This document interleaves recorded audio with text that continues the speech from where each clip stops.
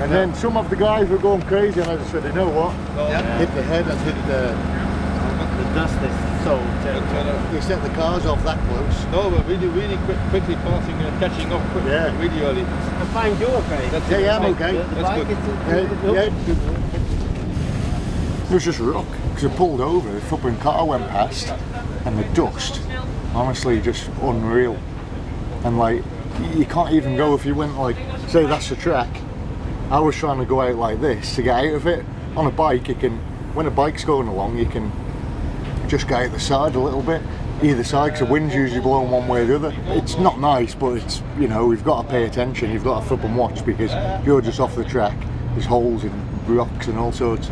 But that car went past and I thought, oh, I'll just like slow down out of the way. So I was literally walking pace, and I just seen this rock on the floor.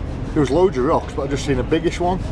So I just like whop to go over it, and it just spat the back end round, and I just went poof, bang, like a sack on the floor, and airbag went off, and you can't breathe when that's on. It smacked my head as well.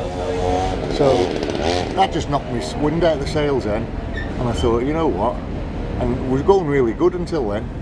So it was probably, it could have been a good thing. Everyone was riding like nutters in the sand dunes and stuff, and I was happy enough, but I was like, you know what, I don't need to be going this quick. The two guys that were ahead of me, one of them was stopped and the other one was riding back dead slow. That's the first time I've ever been in my life in sand dunes like that. I did a bit in Morocco at KTM or Tunisia, but there was no big dunes like that. Early on, going along, and you think it's flat, and then it'll just be straight off, and like one of them, I jumped off one of them, you know, following a guy, and he went off, and we both ended up jumping, and that's the best way to learn, to be honest, as long as you don't hurt yourself. We had the message through from another rider who said, I don't know whether he's badly hit, or I know he's came off the bike.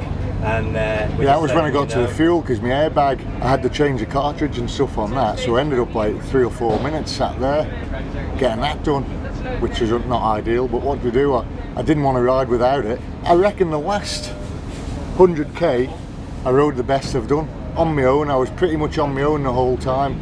A couple of cars went past. I passed Nanny Roma because they were all lost, and then me and another guy found a way out of this place where everyone was going around in circles for like, I must have been 45 minutes. I got going on my own, and I pretty much rode then. He come back past probably 20-25 minutes later, so they must have been well lost, you know.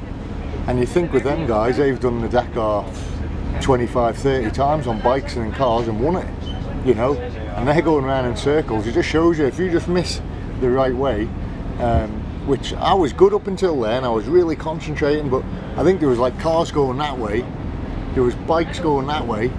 I got a bit flustered then. I was like, oh, which way do you go? So that was a lesson as well in itself, that, you know, I was going through the same with a couple other guys, and we were going quick, you know, we were catching fast riders up, and then I just thought, you know what, it's starting to be wrong, it's not what I'm here for. It's day 2. Exactly, and I thought, we've got another blooming 12 days yet.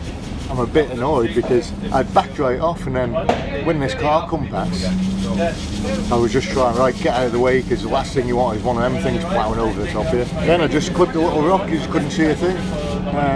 But what do you do? What do you feel like, I mean, injury-wise? Spot on apart from here. Like even on the road when you hit a speed bump, it's like, oh, but I've had worse. It could be a blessing in disguise, because it'll calm me down now for a few days. There's nothing I can do, I've just got to put up with it.